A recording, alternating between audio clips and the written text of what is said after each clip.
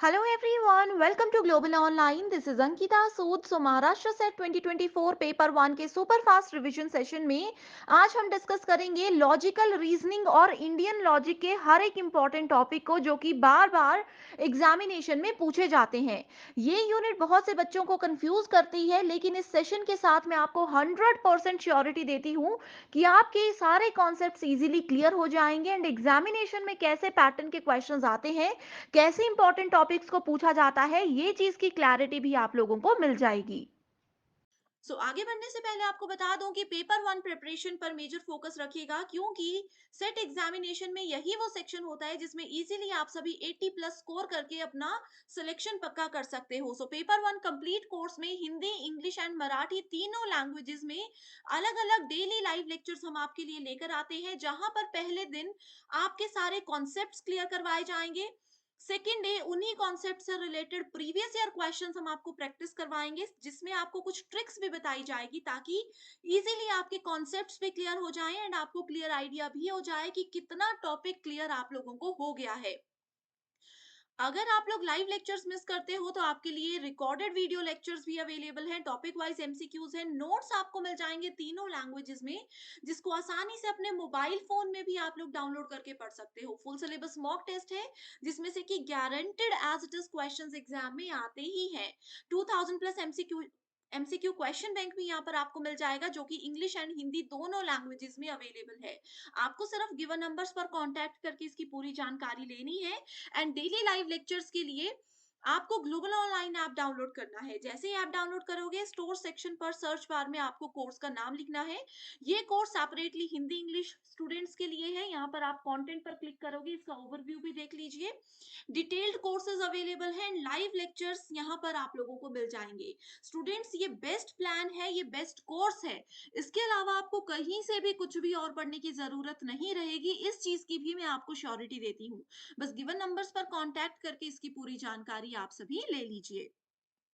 सबसे पहले आपके सामने ये सिलेबस है और आप सभी स्टूडेंट्स को पता होना चाहिए कि युक्ति युक्त तर्क यूनिट में आपके सिलेबस को दो हिस्सों में बांटा गया है। पहला हिस्सा है जिसमें कि हम लोग लॉजिक और वेन डायग्राम्स के बारे में देखते हैं, और दूसरे हिस्से में हम इंडियन लॉजिक के बारे में देखते हैं। दोनों हिस्से बहुत इंपॉर्टेंट है। अपर पार्ट की अगर हम बात करें तो 4 से 5 क्वेश्चंस इसमें से आ सकते हैं, और 3 से 4 क्वेश्चंस इस वाले पार्ट में से एग्जाम में आपको देखने को मिलते हैं। तो आप सभी स्टूडेंट्स को यहाँ पर हिंदी इंग्लिश दोनों लैंग्वेजेस में मैं सिंपल से सिंपल तरीके से सारे कॉन्सेप्ट्स क्लियर करने की पूरी कोशिश करूंगी। सबसे पहले लॉजिकल रीजनिंग में आपको पता होना चाहिए लॉजिक क्या होता है। देखो, लॉजिक जो है इसको हिंदी में बोला जाता है तर्क। अब दो लोग अगर आपस में बात कर रहे हैं और एक व्यक्ति बहुत ही तर्क के साथ कोई बात आपको बताए, बहुत ही लॉजिक लगा करके कोई बात आपको बताए, तो आप उसकी बात को जरूर मानते हो। तो लॉजिकल रीजनिंग भी हमें यही बताता है कि अगर दो लोग या दो से ज्यादा लोग आपस में बात कर रहे हैं और उनकी बात का जो फाइनल कंक्लूजन है, जो फाइनल निष्कर्ष है, वो निकालने में लॉजिकल रीजनिंग हमें मदद करता है। लॉजिकल रीजनिंग का ये इंट्रोडक्शन था। अब इसमें पहला इंपॉर्टेंट टॉपिक है सिलोजिज्म, यानी कि सिलोजिज्म क्या होता है। इसमें हमारे पास कुछ स्टेटमेंट्स होती हैं एंड उन स्टेटमेंट्स को ध्यान में रखते हुए हमें कंक्लूजन यानी कि निष्कर्ष पर पहुंचना होता है। ओके, अब यहाँ पर एक चीज और ध्यान रखिए, एग्जाम में क्या होता है, कुछ स्टेटमेंट्स ऐसी दी होती है जिसका कोई लॉजिक नहीं होता, जो कि इलॉजिकल सी होती है, जिनका कोई फाइनल मीनिंग नहीं निकल पाता। तो स्टूडेंट्स उसमें कंफ्यूज मत होना। सिलोजिज्म की खास बात यही है कि इसमें आप लोगों को स्टेटमेंट के जो स्टेटमेंट्स गिवन है उसके मीनिंग पर नहीं जाना है, बल्कि क्वेश्चन में क्या मांगा गया है, क्या पूछा गया है, डायरेक्टली उस पर जाना है। अब जैसे इसी एग्जाम्पल को देख लेते हैं। यहाँ पर दो स्टेटमेंट्स दी गई हैं, स्टेटमेंट वन और स्टेटमेंट टू। इन दोनों स्टेटमेंट्स को इकट्ठा बोलते हैं प्रीमाइसेस। ठीक है, प्रीमाइसेस इनको कहा जाता है। सो देखो, इसमें कोई लॉजिक नहीं है। पहली बोलती है ऑल पेन्स आर पेंसिल्स। हर एक पेन क्या पेंसिल होता है? All pencils are books. हर एक पेंसिल क्या बुक होती है? नहीं होती है। तो इसमें कहा गया है कि कई बार स्टेटमेंट्स और कंक्लूजन इलॉजिकल नजर आते हैं, अतार्किक नजर आते हैं, लेकिन सिलोजिज्म से संबंधित प्रश्नों का हल करते समय उम्मीदवारों को दिए गए कथनों को 100% सत्य मानना चाहिए। ये एक ट्रिक है। ठीक है, अब देखो, ये चीजें आपको हमेशा ध्यान रखनी है कि प्रीमाइसेस क्या होते हैं। दो स्टेटमेंट्स हैं, दोनों स्टेटमेंट्स को प्रीमाइसेस बोला जाता है, और कंक्लूजन जो होता है वो होता है निष्कर्ष। Okay, premises consist of two parts. अब देखो, प्रीमाइसेस को भी दो हिस्सों में बांटा गया है, एक स्टेटमेंट को भी दो हिस्सों में बांटा गया है। पहला है सब्जेक्ट और प्रेडिकेट, यानी कि विषय और विधेय। सब्जेक्ट क्या होता है? अब जैसे ये वाली पहली स्टेटमेंट है, ऑल पेन्स आर पेंसिल्स, ठीक है। सो इसमें ये जो पेन्स है ये होता है सब्जेक्ट, यानी कि किसी भी स्टेटमेंट में पहला जो शब्द होता है वो सब्जेक्ट होता है, विषय होता है, और दूसरा जो होता है वो होता है प्रेडिकेट, यानी कि विधेय। तो पहला हमेशा, जैसे इस वाली स्टेटमेंट में ये सब्जेक्ट है, विषय है, बुक्स क्या है, ये विधेय है, यानी कि प्रेडिकेट है। तो ये चीजें आपको क्लियर हो गई। इसके बाद दूसरी चीजें आती है मिडल टर्म, माइनर टर्म और मेजर टर्म, प्रमुख पद, लघु पद और मध्य पद। एग्जाम में ये पद आपको ढूंढने के लिए पूछा जाता है, आपको पूछा जाता है कि इस तरीके से एग्जाम्पल दिया होगा, आपको बताना है कि इसमें से मिडल टर्म बताइए। एक मैं आपको बताती हूँ, उसके बाद होमवर्क क्वेश्चन दूंगी जिसका आंसर मुझे कमेंट करके बताओगे, ठीक है। सबसे पहले मिडल टर्म की बात करते हैं। मिडल टर्म होती है एक कॉमन टर्म, ठीक है। देखो इसमें क्या है, all pens are pencils, all pencils are books. So दोनों स्टेटमेंट्स में, इसमें हमने कंक्लूजन को नहीं देखना है, ठीक है। दोनों ही स्टेटमेंट्स में कॉमन क्या है, कॉमन है पेंसिल, ठीक है। तो पेंसिल्स क्या हो गई, पेंसिल्स यहां पर आ गई middle term. Okay, middle term को क्या कहते हैं, मिडल टर्म को कहते हैं मध्यम पद। In a syllogism, a middle term is a term that appears in both the premises.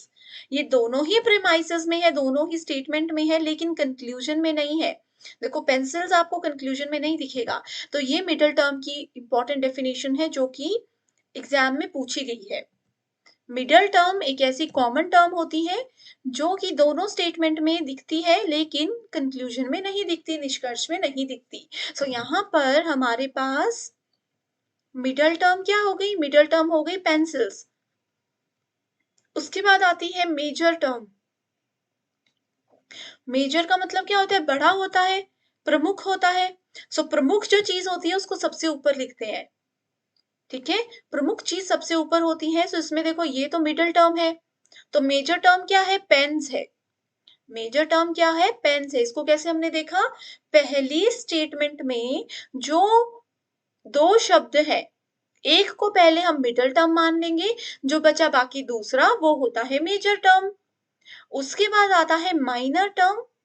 So minor term होती है हमेशा सेकंड स्टेटमेंट में, मेजर टर्म हमेशा फर्स्ट स्टेटमेंट में होती है, माइनर टर्म हमेशा सेकंड स्टेटमेंट में होती है। एंड इसमें भी मिडल टर्म जो है, एक शब्द मिडल टर्म आ गया, इसको हटा देंगे, जो दूसरा बाकी बचा वो हो गया माइनर टर्म्स। सो बुक्स यहाँ पर है माइनर टर्म, ठीक है। प्रमुख पद, माइनर टर्म मतलब लघु पद, और मिडल टर्म मतलब मध्यम पद। डेफिनेशंस पर एक बार जाते हैं। The term in a syllogism that is the predicate of conclusion is known as major term। अब देखो मेजर टर्म का एक और यहाँ पर रूल क्या है,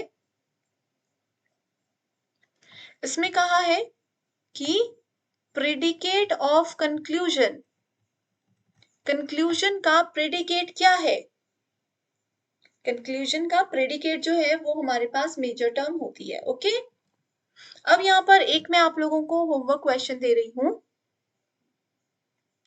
ऑल डॉग्स आर कैट्स, रुको इसको इस तरीके से लिखते हैं हम अच्छे से। All dogs are cats. All cats are lions. Therefore,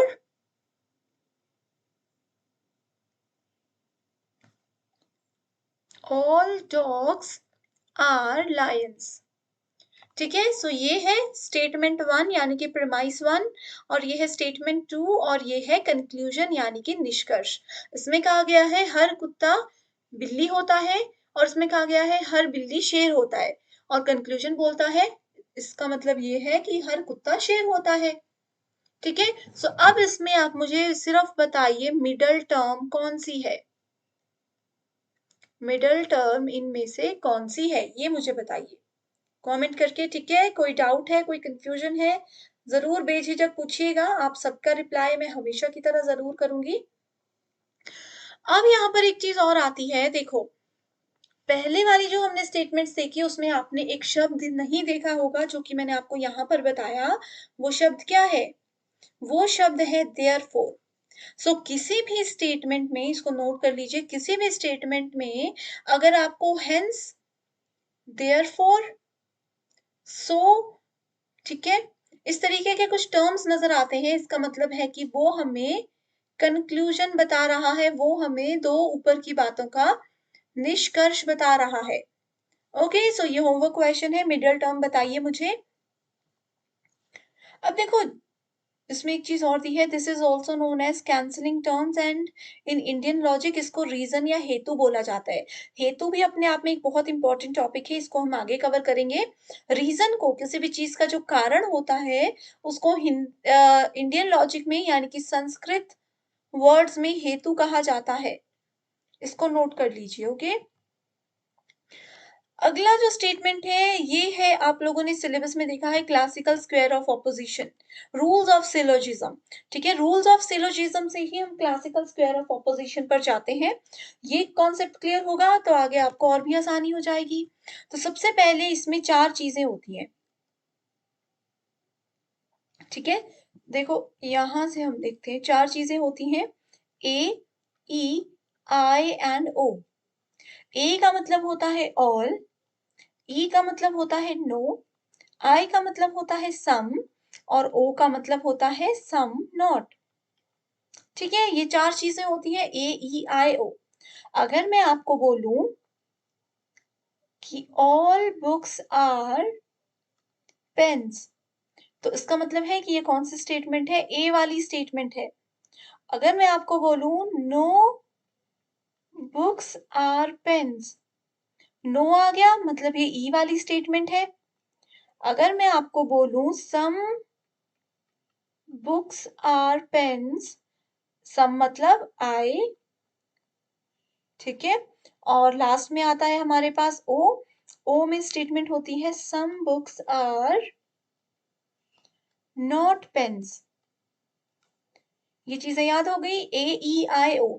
अब ए, ई, आई को ऐसे नहीं लिख सकते आप कि ए, आई, ओ, ई लिख दिया, ये बिल्कुल गलत मेथड है। इसको ऐसे कभी भी नहीं लिखना। इसको लिखने का एक तरीका होता है, अगर वो तरीका यूज करोगे तो और इजी हो जाएंगी चीजें। इसको ऐसे लिखा जाता है ए, ई, आई एंड ओ। अगर ऐसे लिखना समझ गए तो आगे की चीजें समझ लो आपकी 20% क्लियर हो गई है। ठीक है, अब देखो इसमें कहा गया था all S are P, all subjects are predicate universal. अब देखो यूनिवर्सल क्या होता है, अफर्मेटिव क्या होता है, क्वालिटी और क्वांटिटी क्या होता है, ये भी आपको बताती हूँ। अब मेरे पास एग्जाम्पल के साथ आगे बढ़ते हैं, मेरे पास 100 बुक्स हैं। ठीक है, मैंने बोल दिया कि ऑल बुक्स आर पेन्स, यानी कि सभी किताबें, सभी का मतलब यूनिवर्सल, जितनी भी चीजें हमारे पास हैं जब सबको लिया जाएगा तो वो यूनिवर्सल होगा। एंड क्योंकि ये स्टेटमेंट पॉजिटिव है, इसमें नो शब्द का प्रयोग नहीं किया गया, तो वो अफर्मेटिव हो गई। तो ये अफर्मेटिव हो गई। अब जैसे देखो इसमें नो लिखा है, इस वाली स्टेटमेंट में नो है, इस वाली स्टेटमेंट में नो है, तो ये नेगेटिव है। तो नेगेटिव और पॉजिटिव, किसी पर्सन का बिहेवियर नेगेटिव है या पॉजिटिव है, ये उसकी क्वालिटी बताता है। ठीक है, सो क्वालिटी क्या होती है? दो प्रकार की होती है, अफर्मेटिव मतलब पॉजिटिव क्वालिटी, नेगेटिव जहां पर नो वर्ड आ गया वो नेगेटिव क्वालिटी। एग्जाम में आता है, याद कर लीजिए। उसके बाद आता है क्वांटिटी, यानी कि कितने। अगर मैंने बोला कि 100 बुक्स में से मैंने 100 ऑल सेलेक्ट कर ली, तो इसका मतलब है कि क्वांटिटी कितनी है? सारी है, तो यूनिवर्सल, सबको ले लिया। नो में बोल दिया यानी कि 100 में से मैंने एक को भी नहीं लिया, जीरो, तो ये भी किसी को भी नहीं लिया, सबको ही छोड़ दिया, तो वो भी यूनिवर्सल होता है। सम यानी कि 100 में से कुछ को लिया, 100 में से 50 सेलेक्ट किए, 100 में से 40 सेलेक्ट किए, तो वो क्या हो गया? वो पर्टिकुलर हो गया। वैसे ही सम नॉट, सम जहां पर आ गया वो पर्टिकुलर है, बस सीधा याद रखिए। जहां पर सम आ गया वहां पर पर्टिकुलर होगा, बाकी जगह यूनिवर्सल होगा। जहां पर नो आ गया वो नेगेटिव होगा, बाकी के अफर्मेटिव होंगे। इतना सा याद रखना है। ठीक है, इसी के साथ आगे बढ़ते हैं क्लासिकल स्क्वायर ऑफ ऑपोजिशन पर, जिसमें है विपक्ष का शास्त्रीय वर्ग। अब इस टॉपिक में से 100% आपको 1 या 2 क्वेश्चंस एग्जाम में ज़रूर देखने को मिलेंगे। नोट कर लीजिएगा हर एक चीज़ को, अगर नहीं पढ़ा है, ईज़ी है, बहुत ईज़ी है। देखो AEOI का कॉन्सेप्ट मैंने आपको बताया। AEIO के कॉन्सेप्ट से ही आगे को बढ़ते हैं, तो हम आते हैं क्लासिकल स्क्वायर ऑफ ऑपोजिशन पर। इसमें हमें ये AEI और O के बीच में रिलेशनशिप बताता है। अब ये हमें बताता है कि अगर हम A को यानी कि ऑल वाली टर्म को E वाली टर्म यानी कि नो वाली टर्म के साथ जोड़ें या फिर इनके बीच में रिलेशनशिप देखें तो क्या होगा? जैसे कि अगर मैं बोल देती हूँ ऑल पेन्स आर पेंसिल्स और दूसरी तरफ मैं बोल देती हूँ नो पेन्स आर पेंसिल्स। पहले मैंने बोला सभी पेन पेंसिल हैं, दूसरे में बोला कोई भी पेन पेंसिल नहीं है। तो ए और ई वाली स्टेटमेंट है। तो आपको लगता है कि दोनों स्टेटमेंट्स एक साथ ट्रू हो सकती हैं? नहीं हो सकती। तो एग्जाम में ऐसे ही क्वेश्चंस आते हैं। यहाँ पर देखो हम कर रहे थे क्लासिकल स्क्वायर ऑफ ऑपोजिशन की, उसमें इस तरीके से क्वेश्चंस आते हैं। ठीक है, सबसे पहले रिलेशनशिप के बारे में हम लोग बात करेंगे कि ए का आई के साथ, ए का ई या ओ के साथ क्या रिलेशनशिप होता है, ये सब चीजें हम लोग देखेंगे। ठीक है, सो देखो अच्छे से इस चीज को सुनिएगा, समझिएगा। ओके, सो यहाँ पर देखो ए और ओ के बारे में सबसे पहले देखते हैं। ये सबसे इजी रिलेशनशिप है। देखो ए और ओ कॉर्नर्स को मैच कर रहे हैं, वैसे ही ई एंड आई ये भी दोनों एक दूसरे के कॉर्नर्स के साथ मैच हो रहे हैं। ये जो रिलेशन है इधर का इधर के साथ, इधर का इधर के साथ, ये जो रिलेशनशिप होता है इसको कॉन्ट्राडिक्टरी रिलेशनशिप बोला जाता है। क्या बोला जाता है? Contradictory relationship. ठीक है, एक सेकेंड आप लोग रुकिए, मैं आप लोगों को और चीजें आसान करके देती हूँ।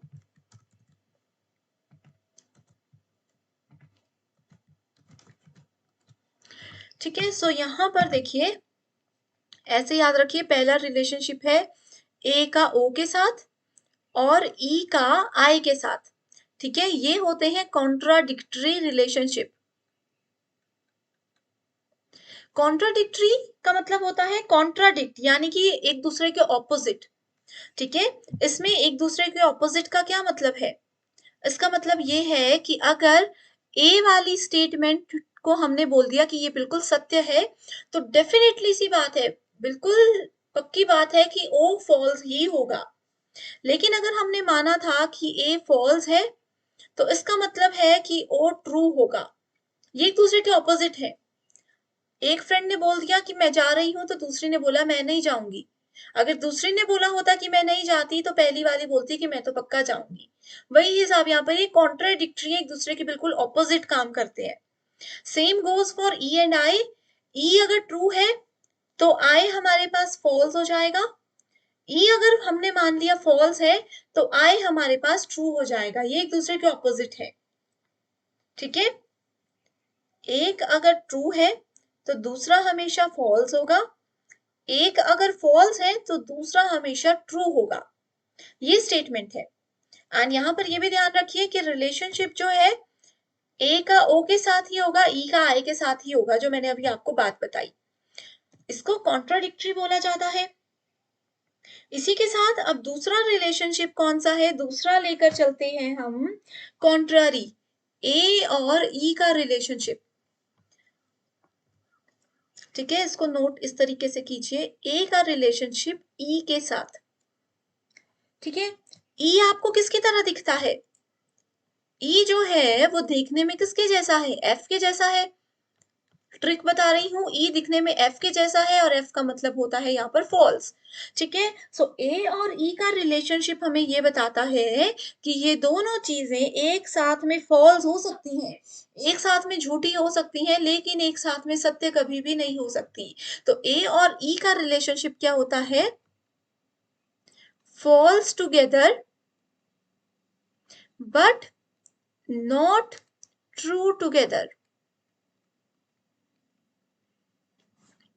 ठीक है, तो ये रिलेशनशिप है ए और ई का। अगला रिलेशनशिप, अब देखो अगला रिलेशनशिप क्या है, इसका ऑपोजिट है। ऊपर वाला अगर कॉन्ट्ररी था तो नीचे वाला सब कॉन्ट्ररी है, आई एंड ओ। ठीक है, सो आई एंड ओ, कॉन्ट्ररी का उल्टा सब कॉन्ट्ररी। तो इसमें क्या होगा, आई किसके जैसा दिखता है, देखो आई किसके जैसा दिखता है, टी के जैसा दिखता है ना।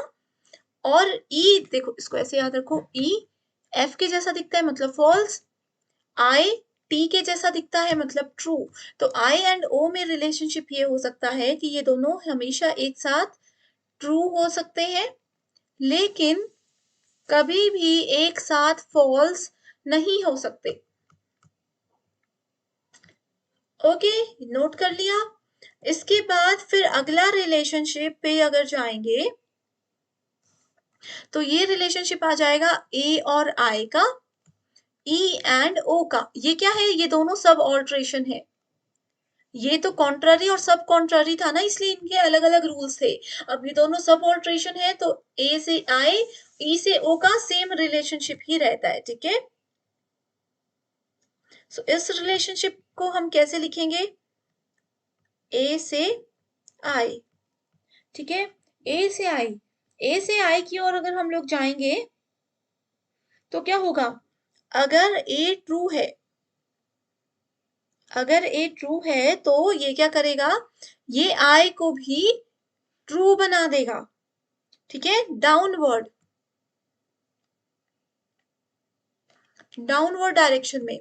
इसको आप इस एग्जाम्पल के साथ याद रख सकते हो कि जो हमारे सीनियर है, ठीक है, सीनियर्स हैं, वो अगर सत्य की राह पर चलते हैं, वो अगर सत्य की राह पर चलते हैं तो हम उनके जूनियर्स हैं, हम भी उनको देख देख कर सत्य की राह पर ही चलने लग जाएंगे।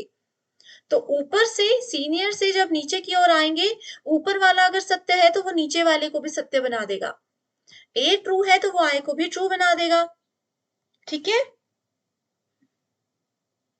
लेकिन नीचे से, अगर नीचे से ऊपर की ओर जाएं, नीचे वाला अगर झूठा है तो वो ऊपर वाले को भी झूठा साबित करने की पूरी कोशिश करेगा।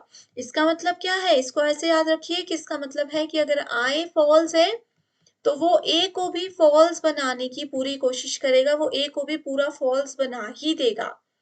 ओके, नेक्स्ट आ जाता है रिलेशनशिप बिटवीन ई एंड ओ।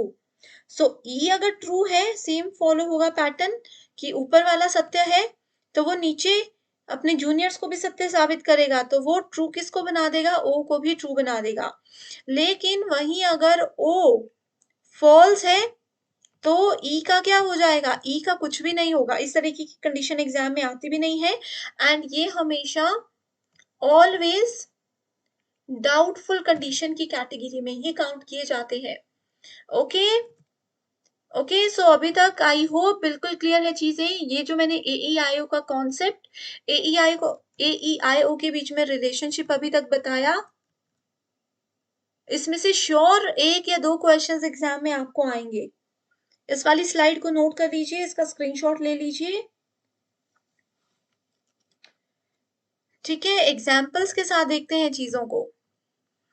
एक ही एग्जाम्पल बताऊंगी, बाकी हमने ऑलरेडी सेशंस में डिस्कस किया है। अगर मेरे पास स्टेटमेंट है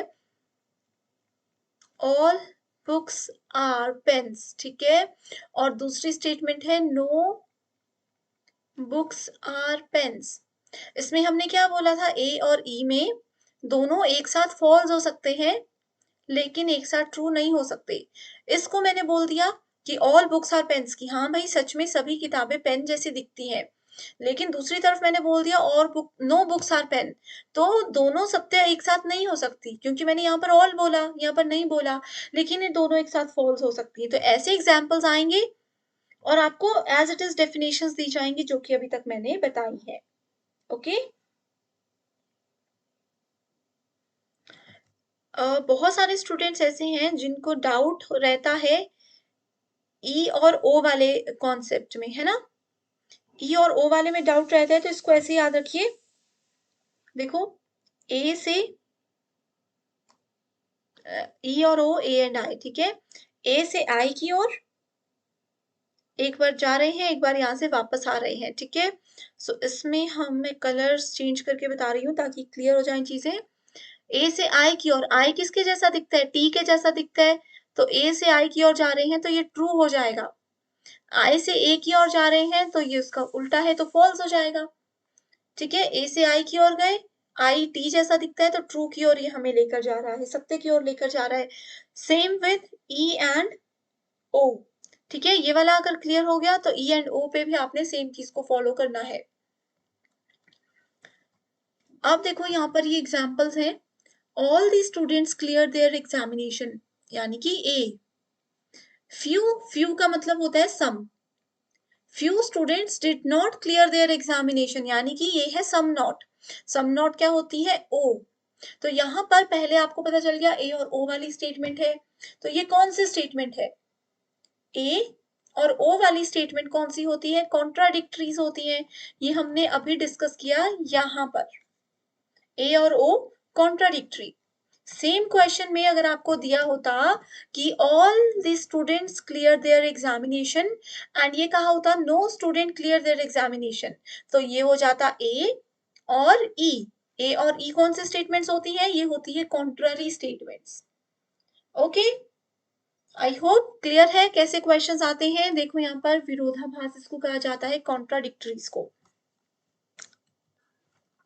नेक्स्ट है, in which of the following propositions both can be true simultaneously. देखो ये भी अभी मैंने बताया, दो स्टेटमेंट्स हैं जो कि एक साथ ट्रू हो सकती हैं but they can not be false together, वो एक साथ फॉल्स नहीं हो सकती। कौन सी होती है वो दो स्टेटमेंट्स, वो होती है सब कॉन्ट्ररी। अभी हमने पढ़ा सब कॉन्ट्ररी क्या होती है, ट्रू हो सकती है एक साथ पर फॉल्स नहीं हो सकती। ट्रू हो सकती है आई टी जैसा दिखता है तो ट्रू हो सकती है, ई एफ जैसा दिखता है तो फॉल्स हो सकती है। ओके, बहुत इजी है, बहुत इजी है। अगर आपको ये ट्रिक समझ आ गई है मुझे एक बार कमेंट करके बता दीजिए स्टूडेंट्स, ठीक है। प्लीज मुझे कमेंट करके बता दीजिए कि क्या ये ट्रिक्स आपको समझ आ रही है। अगर नहीं आ रही है, कोई भी डाउट है, तो मैं सेम वीडियो पर सेम सेशन आपके लिए लाइव लेकर आऊंगी ताकि आपके डाउट जो है वो साथ साथ में क्लियर होते रहे, ठीक है। अगर क्लियर हो रही है तो हमेशा की तरह कमेंट करके मुझे मोटिवेट कीजिए ताकि मैं इस तरीके की सीरीज आपके लिए कंटिन्यू रख सकूं। एंड इसके अलावा किसी भी पर्टिकुलर टॉपिक पर, किसी भी पर्टिकुलर यूनिट पर, किसी भी पर्टिकुलर चैप्टर पर आपको सेपरेट वीडियो चाहिए एग्जाम से पहले तो मुझे वो भी बता दीजिए, रिक्वेस्ट आपकी जल्दी से जल्दी पूरी की जाएगी। ओके, सो नेक्स्ट है स्ट्रक्चर ऑफ कैटेगोरिकल प्रोपोजिशन। अब देखो कैटेगोरिकल सिलोजिज्म जो हमने पढ़ा ना उसके स्ट्रक्चर के बारे में बताई गई चीजें हैं। सब्जेक्ट और प्रेडिकेट हमने पढ़ लिया, विधेय और विषय हमने पढ़ लिए। अब बात आती है कॉपिला की। कॉपिला वो वर्ड होता है जो कि इन दोनों को सब्जेक्ट और प्रेडिकेट को जोड़ने में मदद करता है। For example, all clothes are fashionable, सभी कपड़े जो हैं वो फैशनेबल होते हैं, ठीक है। सो ये क्या है, ये सब्जेक्ट है, ये क्या है, प्रेडिकेट है, विषय और विधेय बता दिए।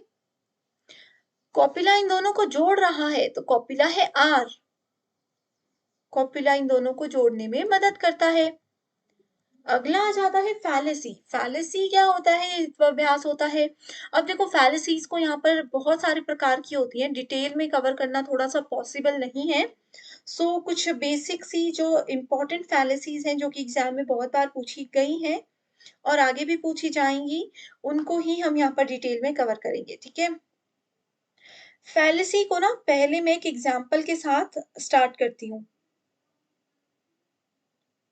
ठीक है। फैलेसी को एक एग्जाम्पल के साथ स्टार्ट करते हैं। सो देखो मान लीजिए कि मैं आपको बोल रही हूँ कि मुझे आंसर बताइए, मुझे ये बताइए। मान लीजिए हम ऑफलाइन सेशन में, ऑनलाइन सेशन नहीं है, ऑफलाइन क्लास चल रही है, आप मेरे सामने हो, मैंने आपसे कुछ क्वेश्चन पूछा और आप पूरी क्लास ने मुझे इग्नोर कर दिया, मेरी बात का जवाब ही नहीं दिया, या फिर आप लोगों ने क्या कर दिया, आप लोगों ने जो है मतलब बात को ही चेंज कर दिया, लेकिन मेरी बात का आंसर नहीं दिया, मेरे सवाल का जवाब नहीं दिया, तो वो क्या कहलाता है? वो फैलेसी कहलाता है कि आपने मुझे भ्रम में थोड़ा-सा डालने की कोशिश की। ओके? आप लोगों ने क्या किया? मुझे थोड़ा-सा भ्रम में डालने की कोशिश की और मेरी बात का जवाब नहीं दिया। ये एक बेसिक से प्रकार की फैलेसी होती है। ठीक है? सो फैलेसी एक एरर होता है किसी भी आर्गुमेंट में that deceives our mind. It is a defect in an argument. किसी भी आर्गुमेंट में कोई डिफेक्ट होता है that consist of something other than merely false premise. अब देखो, मैंने आप लोगों को, मान लीजिए, दो लोग आपस में बात कर रहे हैं, दो सहेलियां, दो दोस्त आपस में बात कर रहे हैं। एक ने कुछ बात बताई कि तुमको पता है आज मेरा यूजीसी नेट का एग्जाम था, उसमें ये क्वेश्चन आए थे। दूसरी ने सुना, बात को अच्छे से सुन लिया, लेकिन वो ना इससे किसी और बात को ही बताने लग गई। उन्होंने इनकी बात का रिप्लाई नहीं किया कि आपका एग्जाम कैसा हुआ, कैसा आया था। उन्होंने अपना ही बता दिया कि आज से 2 साल पहले मैंने भी नेट एग्जाम दिया था, और करते-करते वो बात ही चेंज हो गई। ठीक है? तब को उनको बीच में कोई तीसरा फ्रेंड मिल गया। बात क्या हो गई? एग्जाम की बात चल रही थी, वो खत्म हो गई। तो ये भी एक प्रकार की फैलेसी होती है, भ्रम होता है कि हम कुछ और चीज़ के लिए बैठे थे, कुछ और करना चाहते थे, लेकिन अनजाने में ही सही, लेकिन हम कहीं और पहुँच गए, कुछ और हो गया। फैलेसी 2 प्रकार की होती है, फॉर्मल और इनफॉर्मल। ठीक है? सो स्टूडेंट्स, जैसे मैंने आपको बताया, फैलेसीज़ को बहुत ज़्यादा फैलेसीज़ हैं, सबको यहाँ पर कवर करना पॉसिबल नहीं होता।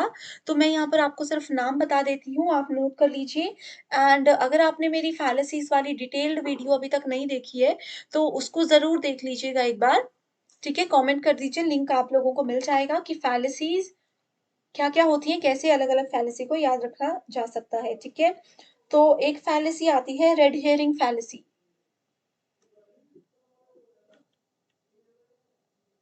रेड हेयरिंग फैलेसी, जिसको इंग्लिश में डेलिब्रेट डाइवर्शन भी बोला जाता है। ओके? जानबूझकर अगर हम किसी बात को दूसरी तरफ घुमा देते हैं, तो उसको डेलिब्रेट डाइवर्जन कहते हैं। रेड हियरिंग फैलेसी, हियरिंग मतलब सुनना, रेड हियरिंग मतलब नहीं सुनना, कि हमने सुनकर भी उस बात को अगर इग्नोर किया, बात को बदल दिया, वो रेड हियरिंग फैलेसी होती है। ठीक है? जैसे कि घर में कई बार पेरेंट्स बोलते हैं कि आप लोगों की एग्जाम की तैयारी कैसे चल रही है? तो हम उनको ये नहीं बोलते कि अच्छी चल रही है या बुरी चल रही है। हमने क्या किया? हमने उनके सवाल का जवाब ये दे दिया कि तैयारी करने में तो बच्चों को 6-7 साल भी लगते हैं, एग्जाम बहुत टफ होता है। उन्होंने एग्जैक्ट आंसर नहीं दिया, लेकिन बात को बदल दिया। तो इसमें भी रेड हेरिंग फैलेसी भी 2 प्रकार की होती है। एक वो होती है जिसमें हम थोड़े से जवाब को बदल देते हैं, टॉपिक को चेंज नहीं करते, बस थोड़ी-सी बात को घुमा देते हैं, लेकिन वो उसी टॉपिक से रिलेटेड होता है। जैसे कि अभी मैंने एग्ज़ाम्पल दिया कि उन्होंने ये नहीं बताया कि तैयारी उनकी कैसी चल रही है, लेकिन उन्होंने बात एग्ज़ाम की ही की, लेकिन कुछ और की। ठीक है? दूसरा होता है जिसमें उससे रिलेटेड डाइवर्जन नहीं होता। अब किसी को, मान लीजिए, एक बच्चा खिलौने के लिए रो रहा है कि मुझे ये खिलौना चाहिए, तो उसकी मम्मी ने क्या किया? उसकी मम्मी ने बोल दिया कि चलो, घर पर बहुत अच्छा खाना तुम्हारे लिए इंतज़ार कर रहा है, या फिर घर पर चलो, तुम्हारे लिए एक नई ड्रेस मैंने लाकर रखी है। तो वो क्या हो गया? उन्होंने बच्चे का माइंड डाइवर्ट करने के लिए, उनका ध्यान खिलौने से हटाने के लिए बात को ही बदल दिया। तो वो आती है red hearing fallacy, deliberate diversion, जिसमें जानबूझकर हम बात का मोड़ ही बदल देते हैं। उसके बाद अगली फैलेसी आती है जिसका नाम है straw man fallacy. Straw man fallacy, ठीक है? अगर हमें पता होता है कि एक सामने वाला पर्सन झूठा है, सॉरी, एक सामने वाला पर्सन सच बोल रहा है, लेकिन हमारे पास कोई लॉजिक नहीं होता, कोई सबूत नहीं होता कि हम उस पर्सन को सत्य ही मानकर चलें, तो इसके लिए हमें उसको झूठा मानना पड़ता है। ठीक है? तो वो क्या होता है? झूठा हम उसको जानबूझकर, सॉरी, सॉरी, सॉरी, इस चीज़ को फिर से देखते हैं। स्ट्रॉ मैन फैलेसी क्या बोलती है? अगर हमें पता होता है कि सामने वाला बच्चा सत्य बोल रहा है, मान लीजिए टीचर और स्टूडेंट है। टीचर ने आपको कुछ पढ़ाया और कोई टॉपिक गलत हो गया गलती से, कोई क्वेश्चन गलत हो गया गलती से। अब स्टूडेंट्स ने यहाँ पर इकट्ठे होके बोल दिया कि आपने इसका आंसर गलत बताया। ठीक है? अब टीचर को क्या लग रहा है कि टीचर को थोड़े टाइम बाद समझ आ गया कि हाँ, ये क्वेश्चन मुझसे गलती से गलत तो हो गया। लेकिन मैं तो टीचर हूँ, बच्चों के सामने अगर ऐसा हो गया कि मैंने गलत पढ़ाया तो मेरी तो यहाँ पर इज़्ज़त जाएगी, है ना? मेरी तो यहाँ पर इमेज खराब हो जाएगी, ऐसा होता है। तो उस समय टीचर क्या करेंगे? टीचर बच्चों को, अब इस मामले में तो वो टीचर्स बच्चों को गुस्सा नहीं कर सकती क्योंकि उनको पता है कि बच्चे बिल्कुल सही बोल रहे हैं। तो इस टाइम पे टीचर क्या करेंगे? बच्चों को कुछ नीचा दिखाने के लिए या डाउन फ़ील करवाने के लिए या उनको चुप करवाने के लिए बात ही बदल देंगे और कोई ऐसा टॉपिक उठा लेंगे जिससे कि वो उसको डिफीट कर सकें। एक एग्ज़ाम्पल लेते हैं, टीचर को स्टूडेंट ने बोल दिया कि मैम आपने ये गलत पढ़ाया था। ठीक है, टीचर को कहीं न कहीं थोड़ी देर बाद रियलाइज़ हो गया कि गलत पढ़ाया, लेकिन टीचर अपना ईगो सैटिस्फाई करने के लिए इस बात को मान नहीं रहे कि उन्होंने वो गलत पढ़ा दिया था। और टीचर ने क्या कर दिया, टीचर ने बच्चों को इस तरीके से बोल दिया कि मैं तो देखना चाहती थी कि तुम क्लास में कितने अटेंटिव हो। ये देखने के लिए मैंने जानबूझकर ही आपको गलत आंसर बताया था। तो टीचर ने क्या किया, अपना एक ईगो मेंटेन करने के लिए, एक अपना अपर हैंड सेट करने के लिए थोड़ा-सा बात को बदल दिया और उस बच्चे के किसी पर्टिकुलर पॉइंट पर जो है वो पॉइंट आउट करने वो लग गए। ओके? इसके बाद आती है यहाँ पर आर्ग्यूमेंट अगेंस्ट द पर्सन, किसी पर्सन के आर्ग्यूमेंट पे हम कैसे यहाँ पर करते हैं, appeal to ignorance, fallacy of division, hasty generalization fallacy, ये सब प्रकार है। मिसिंग द पॉइंट, ये भी एक फैलेसी होती है। हर एक चीज को अगर डिटेल में देखने लगे तो समझ आएगा, बाकी के टॉपिक्स मिस हो जाएंगे, तो इस पे एक सेपरेट वीडियो ऑलरेडी है, आप उसको देख सकते हो। ठीक है, नेक्स्ट है इंडियन लॉजिक, भारतीय तर्क क्या होता है। सो भारतीय तर्क में, ठीक है, भारतीय तर्क में 2 चीज़ें होती हैं, वो 2 चीज़ें होती हैं, एक होता है ऑर्थोडॉक्स, एक होता है अनऑर्थोडॉक्स। अब ये ऑर्थोडॉक्स का मतलब होता है आस्तिक वेदास। आस्तिक वो लोग होते हैं जो कि भगवान और वेद पुराण इन सब चीज़ों में मानते हैं। भारत में कई लोग ऐसे हैं जो कि मानते हैं कि वेदों पुराणों में जो कुछ भी लिखा है वो बिल्कुल सत्य है। इसके अलावा कुछ भी नहीं होता, यही चीज़ें हमारे जीवन में होती हैं और यही हमारा जीवन है।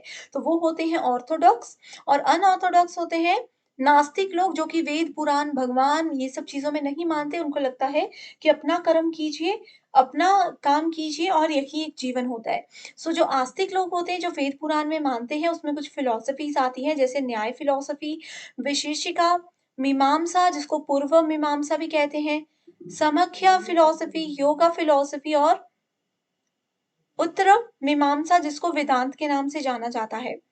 वहीं नॉन वेदास में आता है बुद्धिस्ट, जैनिज़्म और चारवाक यानी कि भौतिकवादी। तो ये जो लोग होते हैं, आपने देखा होगा, बुद्धिस्ट लोग, जैन लोग मंदिर मस्जिदों में नहीं जाते, मंदिर और कहीं नहीं जाते। ये लोग अपने शांत रहते हैं, अपने ही में लगे रहते हैं, अपने काम पे ध्यान देते हैं, ना इनको फालतू में कुछ। आपने इनको कभी देखा है कि बहुत मंदिरों में जा रहे हैं, जगराता हो रहा है, कुछ हो रहा है? कुछ भी नहीं। ये लोग वेद, पुराण, भगवान इन सब में इतना मानते ही नहीं है। इनको लगता है अपने कर्म कीजिए, वही काफ़ी है। ओके? इसके बाद अगला आता है प्रमाण। प्रमाण में सबसे पहली चीज तो आपको यहीं पर ये याद रखनी है कि प्रमाण होते हैं 6 प्रकार के इंडियन लॉजिक के हिसाब से। ठीक है, तो उसमें होते हैं 6 प्रकार के प्रमाण, जिसमें पहला है प्रत्यक्ष। हर एक चीज को आगे डिटेल में बताऊंगी। पहला होता है प्रत्यक्ष, संस्कृत शब्द है प्रत्यक्ष, हिंदी में इसको परसेप्शन कहा जाता है। उसके बाद आता है अनुमान यानी कि इन्फेरेंस। उसके बाद आ जाता है उपमना यानी कि कंपैरिजन, शब्द वर्बल टेस्टिमनी, अर्थपत्ति इम्प्लीकेशन और अनुपलब्धि नॉन एप्रीहेंशन। ठीक है, सो इसी चीज को हम डिटेल में देखते हैं। सो प्रत्यक्ष का मतलब होता है जो चीज हमारे सामने है। आपने ये शब्द सुना होगा कि प्रत्यक्ष को कभी भी प्रमाण की जरूरत नहीं होती है ना? तो प्रत्यक्ष जो चीज हमारे सामने है, अब कोई इंसिडेंट होता, मैंने अपने सामने देख लिया, अपनी आंखों के सामने देख लिया, तो उसके लिए मुझे किसी को कोई सबूत देने की जरूरत नहीं होती है। ये मतलब होता है प्रत्यक्ष का। ठीक है, ये एक ऐसा प्रमाण होता है जो कि हमारे सेंस ऑर्गन्स को यूज करता है, हमारी इंद्रियों का प्रयोग करता है। कोई चीज अगर मैंने अपनी आंखों से देखी, अपने कानों से सुनी, ठीक है? अपने खुद मैंने सामने उसको होते हुए देखा है, तो उस चीज़ के लिए मुझे किसी को भी सत्य साबित करने के लिए जो है सबूत की ज़रूरत नहीं होती, ये इसमें बोला जाता है। कोई चीज़ है जिसको मैंने खुद टच करके देखा वो सॉफ्ट है या हार्ड है। मैंने अगर खुद टच कर लिया कि वो सॉफ्ट है, तो मैं किसी को उस चीज़ का प्रमाण क्यों दूँ? ठीक है? वहीं अगर मैंने किसी फूड को कोई मुझे बोल रहा है कि ये फूड बहुत अच्छा होता है, खाकर देखिए। मैंने अगर उस फूड को पहले से खा लिया है, मुझे वो अच्छा नहीं लगा है, तो उस चीज़ का भी मुझे क्या है, मुझे पता है, मैंने खुद उसको टेस्ट किया। तो जहाँ पर भी हमारी इंद्रियाँ इन्वॉल्व होती हैं, वहाँ पर क्या होता है? वहाँ पर प्रत्यक्ष होता है। दूसरी चीज़ आ जाती है अनुमना। अनुमान का मतलब होता है गेस करना, असम्पशन्स, इन्फेरेंस जिसको बोला जाता है। ठीक है? ये एक ऐसा प्रमाण होता है जिसमें कि हम अपने पुराने नॉलेज से, अपने ओल्ड नॉलेज को थोड़ा-सा आइडिया लगा करके किसी चीज़ का कन्क्लूज़न निकालते हैं। अब कोई प्रॉब्लम आपके सामने अगर आती है, तो आप लोग क्या करते हो उस प्रॉब्लम के सॉल्यूशन के लिए कुछ अपने दिमाग में जो आपके पास आइडियाज़ होते हैं, उसको यूज़ करके कुछ गेस लगाते हो, है ना? कुछ गेस करते हो, हाइपोथेसिस हमने रिसर्च में पढ़ा था, हाइपोथेसिस लगाते हो जिसको अनुमान कहा जाता है और सॉल्यूशन तक पहुँचने की कोशिश करते हो। तीसरा आ जाता है उपमना प्रमाण। उपमना का मतलब होता है कंपैरिज़न, जहाँ पर एक चीज़ को किसी दूसरी चीज़ के साथ कंपेयर किया जा रहा हो, वहाँ पर उपमना प्रमाण होता है। अगला आता है अर्थपति। अर्थपति 2 चीज़ों से मिलकर बना है। ठीक है? अर्थपति 2 चीज़ों से मिलकर बना है। एक होता है अर्थ, ठीक है? यानी कि किसी चीज़ का अर्थ, किसी चीज़ का मीनिंग, और पति यानी कि उत्पत्ति, 2 चीज़ें होती हैं। देखो इसको लिख कर बताती हूँ। अर्थपति 2 चीज़ें हैं, अर्थ प्लस उत्पत्ति या फिर अर्थ की उत्पत्ति। किसी भी वर्ड का यहाँ पर मीनिंग जो है वो जनरेट किया जाता है, ठीक है? इसमें क्या होता है, हमने जो सुनी-सुनाई बातें होती हैं, जो बिलीफ्स होते हैं, जो धारणाएँ होती हैं, ठीक है? उन सब के बारे में जो हम सुनते हैं, हम उसको मान लेते हैं। अर्थपति में ये होता है। अब मुझे किसी ने कोई बात बताई कि वेदों पुराणों में ऐसा होता है। मैंने चाहे वेद पुराण नहीं पढ़े हैं, नहीं सुने हैं, लेकिन मैंने क्या किया, मैंने उनकी बात को मान लिया। ये एक प्रमाण होता है। किसी की बात को मान लेना एक प्रमाण होता है, ठीक है? अनुपलब्धि, लास्ट है अनुपलब्धि, नॉन एप्रीहेंशन, नॉट अवेलेबल। देखो अनुपलब्धि 2 चीज़ों से बना है, अनु उपलब्धि यानी कि नॉट अवेलेबल, जो चीज़ उपलब्ध नहीं है, ठीक है? ये होता है absence of knowledge, absence of knowledge इसको कहा जाता है अनुपलब्धि, ठीक है? सो एब्सेंस ऑफ नॉलेज जहाँ पर हमें ज्ञान ही नहीं है। अब किसी जगह पर हमें किसी पर्टिकुलर चीज़ का अगर ज्ञान नहीं है, तो उसको अनुपलब्ध कहा जाएगा। एक यहाँ पर मिस हो गया शब्द। शब्द क्या होते हैं? शब्द को इंग्लिश में वर्ड्स बोला जाता है। वर्ड्स जहाँ पर यूज़ किए जाते हैं, वो वर्बल चीज़ होती है, कम्युनिकेशन में हमने पढ़ा है। सो वर्बल टेस्टिमनी मतलब शब्द। किसी के शब्दों पर हम कैसे विश्वास कर रहे हैं, ठीक है? किसी के शब्दों पर ही विश्वास करके हम कोई डिसीजन ले लेते हैं, उस चीज़ को शब्द यानी कि वर्बल टेस्टिमनी के नाम से जाना जाता है। ओके? ओके स्टूडेंट्स, सो ये हमने आज कंप्लीट कवर कर लिया है। ठीक है, हमने कंप्लीट कवर कर लिया है लॉजिकल रीजनिंग को भी। इतना भी पढ़ लोगे तो काफ़ी है, 6 से 7 क्वेश्चंस इतने में से भी आपको एग्ज़ाम में पूछने मिल सकते हैं। पीवाईक्यूज़ पे ऑलरेडी सेपरेट वीडियोज़ हैं। लिंक आप लोगों को डिस्क्रिप्शन बॉक्स में मैंने ऐड किया हुआ है, उस लिंक में जाकर आप सभी वीडियोज़ को देखकर फटाफट से प्रीवियस ईयर क्वेश्चंस को सॉल्व कर लीजिए। So thank you so much for watching this video and I wish you all the very best.